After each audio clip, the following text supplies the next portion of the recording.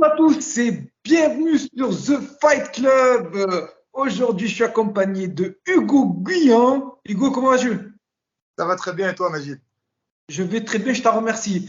Hugo, pour tous les abonnés, les personnes qui vont regarder la vidéo, est-ce que tu pourrais te présenter, nous parler un petit peu de ton parcours dans le MMA?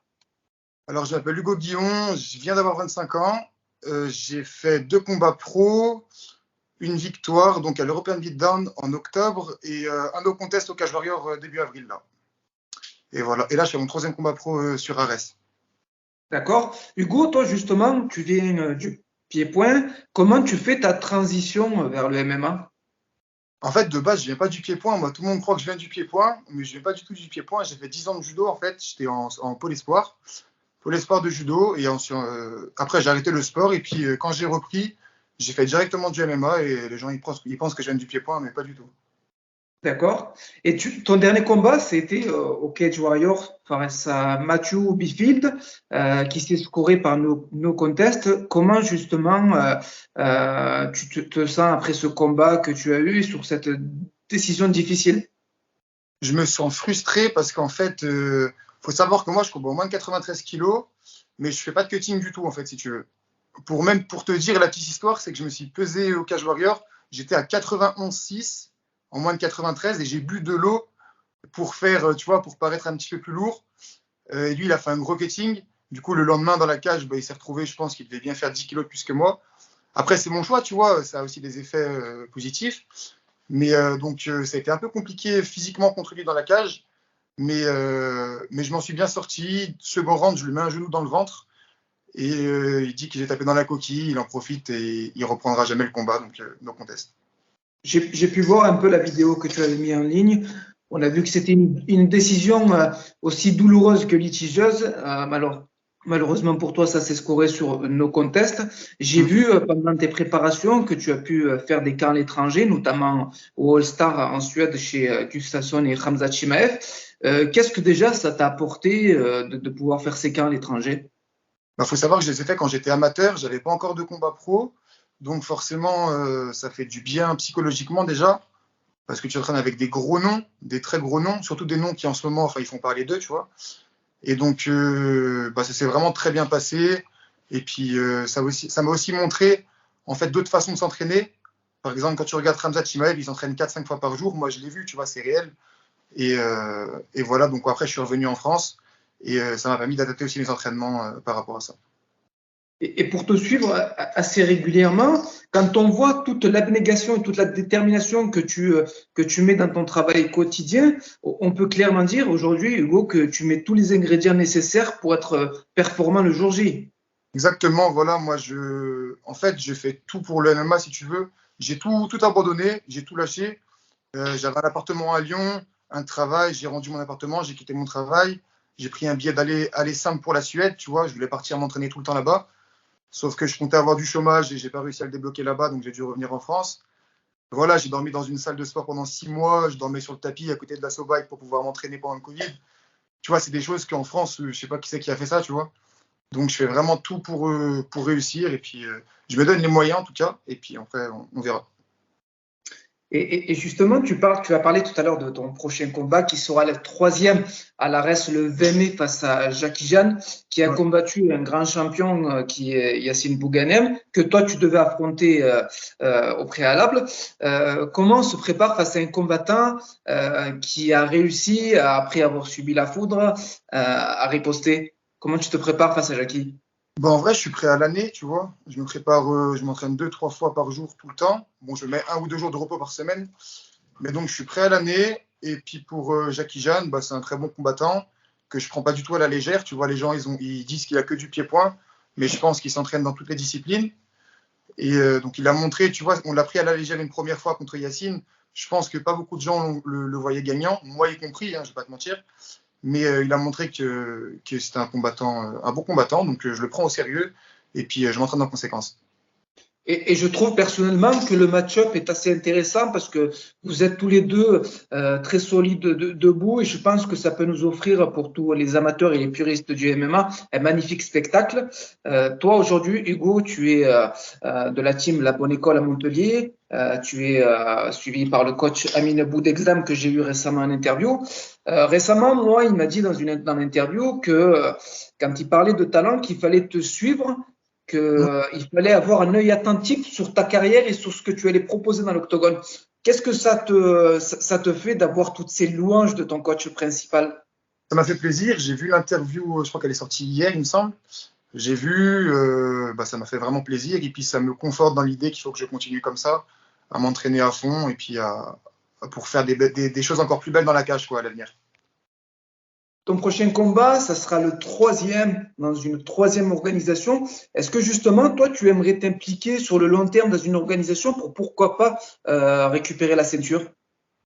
Pourquoi pas, tout est possible. Moi, je suis managé par Guillaume Pelletier.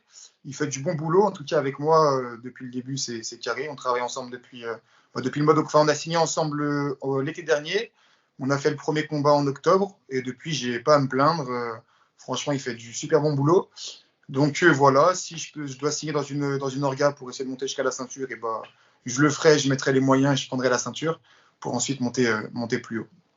Et justement, toi qui es assez récent dans le MMA professionnel, quels sont tes objectifs, que ce soit à court ou long terme? Prendre de l'expérience, prendre des victoires, c'est le plus important, je pense, parce que on a beau dire ce qu'on veut, mais les victoires, c'est ce qui fait parler de soi et c'est ce qui te fait monter ensuite dans différentes organisations. Donc des victoires, des belles finalisations, j'espère, et puis voilà, le meilleur, quoi.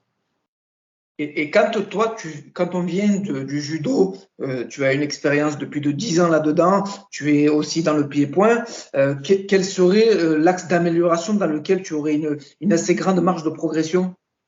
Je pense que j'ai une assez grande marge de progression dans toutes les disciplines. Enfin, si tu veux que ce soit debout, en lutte ou au sol, je pense qu'honnêtement, j'ai une grosse marge de progression. J'ai un bon niveau dans chacune de ces trois disciplines.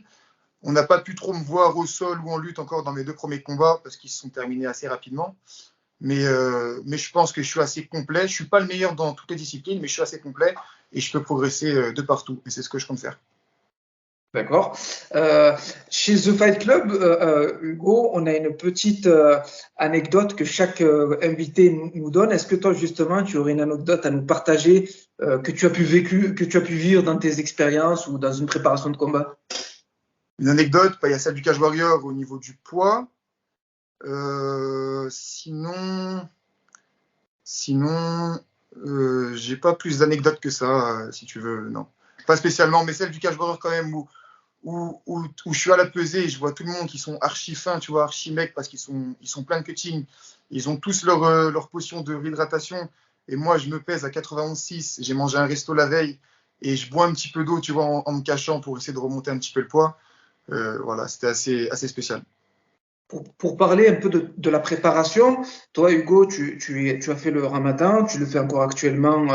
Normalement, ça devrait se terminer fin de semaine. Justement, comment tu as adapté ta préparation avec le ramadan? Est-ce que ça n'a pas été trop difficile pour toi?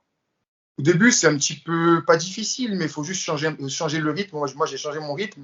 Si tu veux, de base, je m'entraîne le matin ou fin de matinée, je fais ma préparation physique. Ensuite, de temps en temps, je m'entraîne début d'après-midi et le soir, tu vois. Et là, ce que je fais, c'est que je m'entraîne fin d'après-midi, soirée. Ensuite, je mange, je me repose et je me rentraîne après dans la nuit, tu vois. Donc, je fais ma prépa physique dans la nuit parce que c'est ce qui me prend le plus d'énergie, tu vois. Et donc, une fois que j'ai mangé, que j'ai récupéré, tout se passe bien. Et est-ce qu'au niveau de ton alimentation et ta préparation physique, est-ce que tu es suivi par des professionnels? Au niveau de ma préparation physique, je travaille avec Rémi Physiosport. Donc voilà, j'ai aussi des connaissances personnelles du fait de mes entraînements en Suède, tu vois, où ils avaient un gros niveau physique. Donc j'ai récupéré des prépas physiques de là-bas que je mets en place aussi de mon côté. Et sinon, au niveau diététique, tout ça, non, je mange correctement, tu vois. Ouais, je mange bien. Tu arrives à te gérer tout seul Ouais, pour le côté alimentaire? ouais. D'accord. Je prends des compléments alimentaires un petit peu, tu vois, de la protéine, de la BCA, tout ça, mais sinon, rien d'autre.